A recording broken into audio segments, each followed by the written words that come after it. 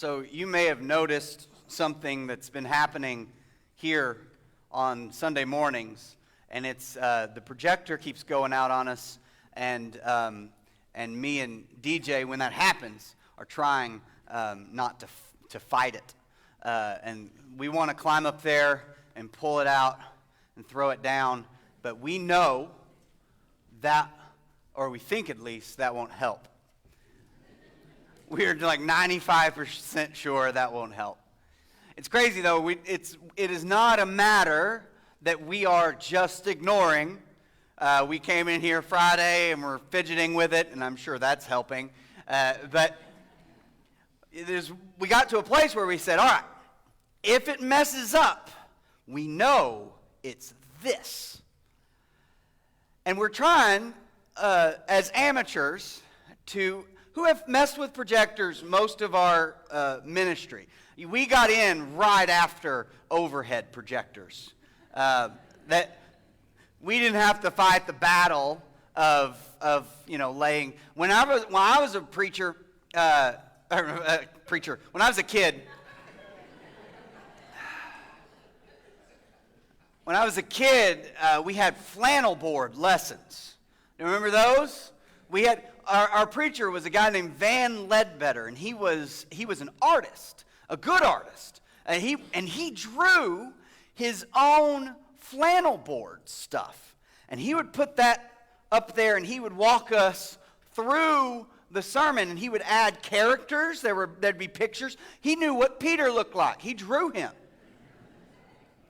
And he would put him up there, and he would talk, and then he'd have his scriptures, and sometimes the part of the scripture he wanted, he'd lay that up there. My brother and I, we loved flannel graph sermons, mainly because you could see the stack getting smaller. You knew when that sermon was about to end. You could just watch it. It was like the YouTube red bar. We knew it's almost over. And so we would watch that and we'd get excited. It's almost done. He only had so much of the flannel board to fill up. And he filled that up. It was a pretty interesting sermon. But it never once just fell over and he had to pick it up and do something with it. If so, we'd have to examine the easel and figure out what went on. But we got in after flannel boards, after overhead projectors, and you not only do you have to be someone who writes a sermon or does the worship, you have to be a graphic designer as well and a tech guy. So we figured it out. But hopefully, I don't know what's going to happen. Someday, it'll go all the way through the services without dropping. But that's I find that stuff actually pretty interesting. A problem to solve. Something to figure out. Something to sort. A mystery to solve. Well, it keeps messing up this way. What if we did this? Oh, it messed up too? Now we have 3 problems. That's great. At least you know. I've sat with people who had diagnoses or at least hints of diagnoses, and then they were wondering, what is the doctor going to say? And it doesn't matter what the doctor says, they just want the doctor to say something. And they'll say, at least we now know what's going on.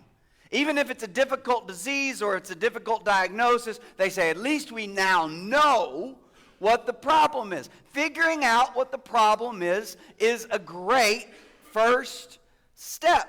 Because then you get to discern, you get to decide whether or not what you have to do moving forward. And I've quit talking about projectors at this point. It's just people, aren't we? We are constantly having to discern about ourselves when we're at our healthiest, and when we're at our broken, when we're struggling a little bit, we discern about others, but that can be important too. Jesus starts a large section of the end of this sermon with several, he starts with a discernment about our path, and then a discernment about the people we interact with, and then a discernment about ourselves. He says, enter through the narrow gate.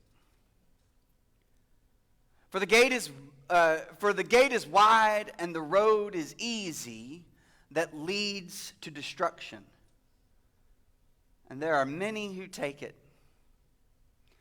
This narrow gate, he said, the gate is narrow and the road is hard that leads to life, and there are few who find it. I feel like that's about right. I feel like the people who take the wide road, the easy path, aren't often saying, I would like the easy path. When we take the easy path, whenever we take the way of least resistance, a lot of times we go that way because we're not really paying attention to the steps we're taking. And the way of least resistance, it's just the easiest way to go. You have to be paying attention to the small road. You have to be paying attention to the difficult steps. But that wide, smooth road, man, that's just where we end up half the time. The narrow path takes a concerted effort in discerning the path we are choosing to take. To make the choice, to discern between ways of going. I was in high school when the first GPS system came out. You remember those? It wasn't on your phone. It was, you had to mount it to your car. It was back when they first said, you know what, instead of looking at the road, you should look at a screen. It's the first time they said that. And my dad had been driving places all of his adult life without GPS and just figuring it out. There was at one point I remember coming back from a basketball tournament and we were driving. It was my whole family, my dad, my mom, my brother, and my sister. And we hear my mom say, "Do you know where we are?" Which, if you know my mom, you know that she said that 30 minutes after she wandered it. She thought, I'll let him figure it out. Do you know where we are? I said, yeah, I know where we are. We're driving home from Fort Smith, Arkansas to DeQueen, Arkansas. I'm not saying it's easy to enter Oklahoma on such a path, but it's understandable though. But almost immediately, for comic effect, right after he said, she said, "Do you know where we are?" He said, "Yes, I know where we are." The lights hit the "Welcome to Oklahoma" sign. And she said, "Well, I know where we are too." The "Welcome to Oklahoma" sign was a surprise to my dad. Just like most wrong, easy paths, when we find ourselves there and we realize we're there, we know we made a wrong turn. But you've got to figure it out from that spot.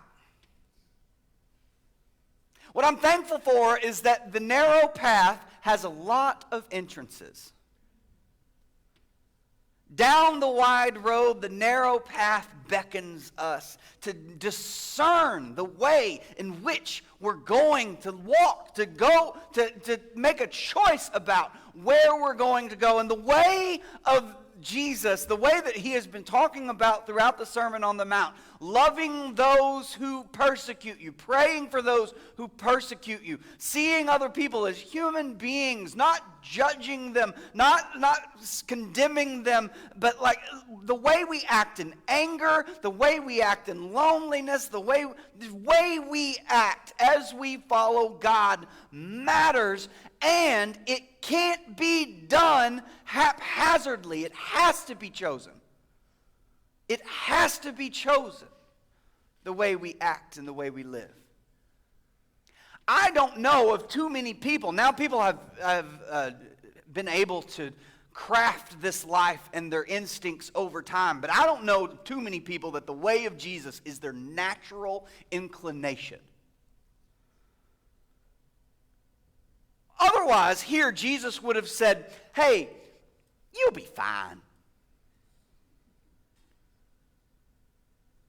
Just whatever you feel, that's probably what you need to do. You'll be fine. But no, he says, this way of being is a matter of discernment. We have to choose our way. And I've often found that the hardest, the times I'm going to look most Christ-like are in difficult situations where I have to choose my next step wisely. I have to choose my next path in light of the way of Jesus. Sometimes this passage could mean, or we take it to mean, this life I'm living on the narrow path, and all those people are on the wide path. I think daily you have a path to choose. You aren't consistently on one or the other. You daily have to discern your way. It has to happen. It's an actual choice you make. Then he says, beware of false prophets, the one who come to you in sheep's clothing, but inwardly are ravenous wolves. You will know them by their fruits, what they produce. Are grapes grown in figs and thorns and thistles? Of course, everyone said no. In the same way, every good tree bears good fruit, but bad trees bear bad fruit. A good tree cannot bear fruit, nor can a bad tree bear good fruit. Every tree that does not bear good fruit is cut down and thrown into the fire. Thus, you will know them by their fruits. Here's another call to discernment. Another call for us to pay attention to the people with whom, the people we trust. Notice he's not saying, look at all those people, you'll know them by their fruits. He doesn't say, go out into the world. He will go out into the world and you'll know the world by its fruits. He says prophets. When people come to you and try to tell you what God is wanting from you, when people come to you and try to tell you what God would have you do, and God gave me this message, and I'm giving it to you, he's calling on them to discern who they listen to. The measuring and gauging of the fruit of the world is not the call here. He addresses that earlier when he says we don't judge. The way you interact with the world is a way of kindness and love. It's not a way of judgment. But prophets, pay attention. When people say that God is a certain way, pay attention to their life, to how they treat others. When you say, well, this person's the best, are they? And every good authors know this, that the character is not what the character says the character is. You can read a book all day long, and the character will say, oh, I'm this, I'm that, I'm this. But it's what the character does that determines the character. Who we are. Now, you may at times define yourself by your worst choices. Please don't do that. God does not do that. But God does also not define the people in your life by their worst choices either. So when it comes to just people, this is not the discernment God's calling on. Or Jesus is asking us to have. Jesus is asking us to have discernment about the people who are proclaiming God to us. And I say that knowing full well I'm a people who proclaims God to people. But it matters who we are. I'm hard on preachers in this way. Hear about a preacher messing up or there's times I'm just like, all right, well then stop doing it. You don't have to preach. You don't have to preach. If your character does not produce good fruit, you don't have to. That's fine. God will love you and forgive you, but who we are when we proclaim God matters. And so if we're going to be the type of people who proclaim God to the world, we've got to determine if our fruit's good or bad. And we've got to be careful about that and make discernments about that. And the people we listen to, the people we let into our minds and our hearts, the people we listen to on the radio or from the TV, is there good fruit there? I used to listen to a guy on the radio. I don't know if he's still on the radio anymore. This was when I was in college. And he had two segments that day.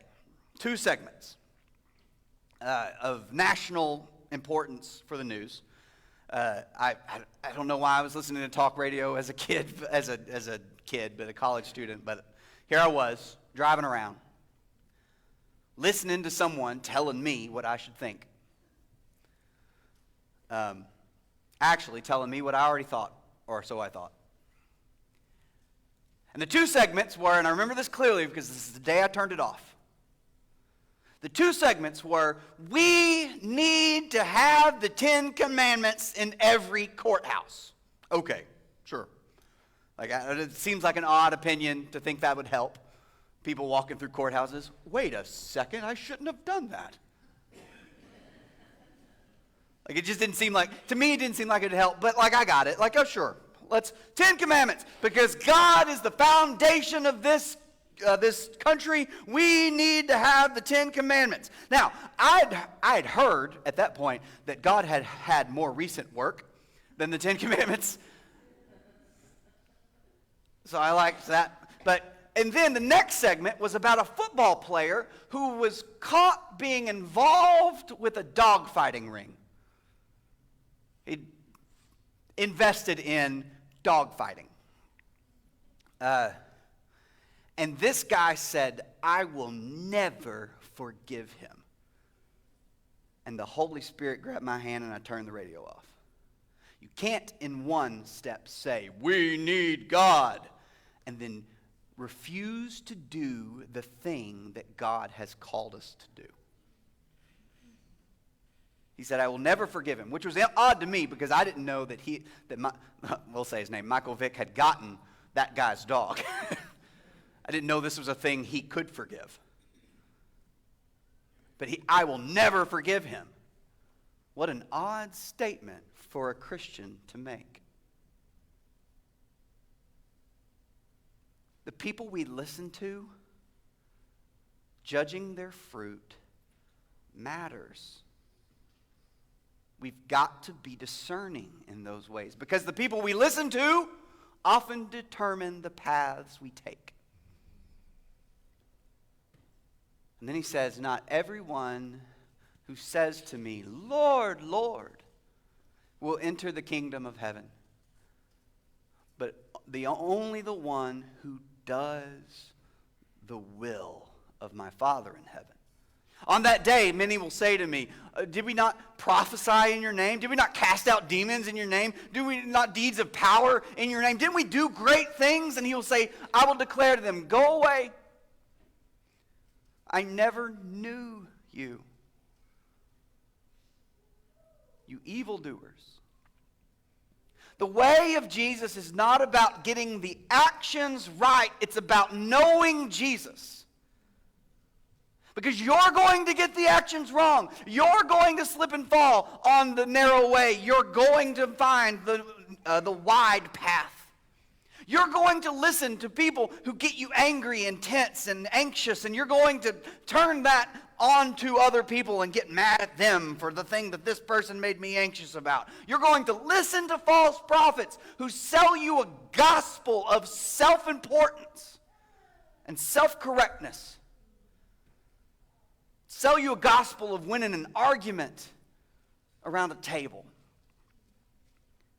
That you can have the facts. They were going to sell you a false gospel, and you're going to go down the narrow way. And it's going to take discernment on your part to not just know what God says or where God leads, or what fruit God would produce if you were to know God. But you've got to know God. The relationship we have with God, provided for us by Jesus, empowered within us through the Holy Spirit, that relationship is the source of our power. It's what produces the fruit in us. Galatians 5 says that the Spirit produces love and joy and peace and patience and kindness and goodness and faithfulness and gentleness. It produces self-control. That the good fruit we bear,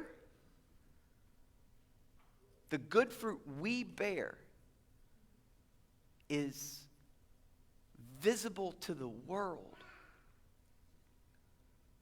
We're not on the narrow path condemning those who have bad fruit. But part of the narrow path is loving those whose stories up until now have damaged them and hurt them.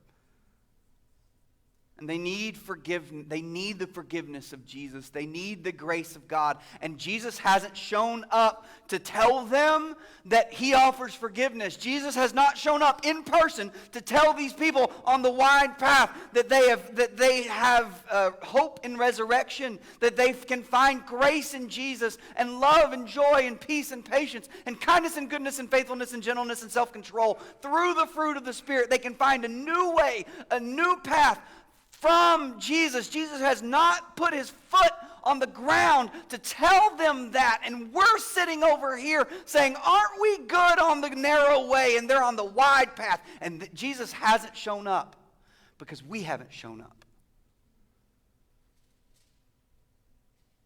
The narrow path is the way of Jesus. And the way of Jesus, his footsteps love and interact with and eat with the people who don't understand Jesus. And that wasn't just the people on the outskirts of the religion. That was his followers. They didn't get it. They thought it was about power, and they thought it was about getting their way at times.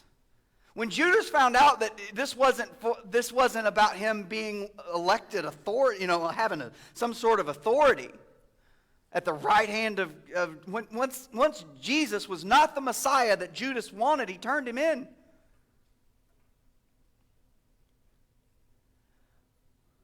We are called from this sermon to live a difficult life. A life of choice that chooses forgiveness, that chooses kindness, that chooses to pray for those who persecute us. But every day, if you're not making that choice every day, you'll fail. It takes us walking around with our eyes open and our brains on and our heart open to other people's experiences. If we aren't paying attention, then the wide road it is. If we are not discerning, then the easy path we'll take. If we're not paying attention, if our eyes aren't open, then we'll listen to any old prophet, no matter how rotten their fruit.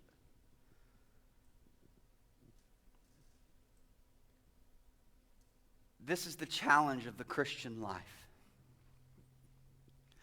Not to be good. Not up here saying, be good. I'm not going to Dr. Phil this. Just don't do it.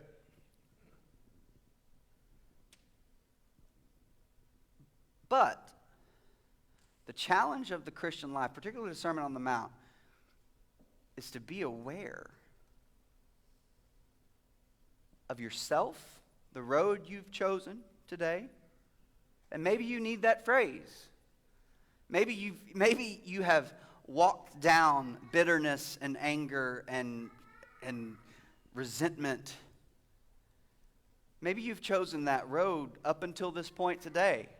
Maybe you need the language of, I've chosen a wide road today. I've chosen the easy path. I'm listening to the wrong prophet. I am discerning poorly as a follower of Jesus. If we are going to be Jesus' representatives in this world, if we're going to declare God, then we need to watch what our lives produce, what ways we choose.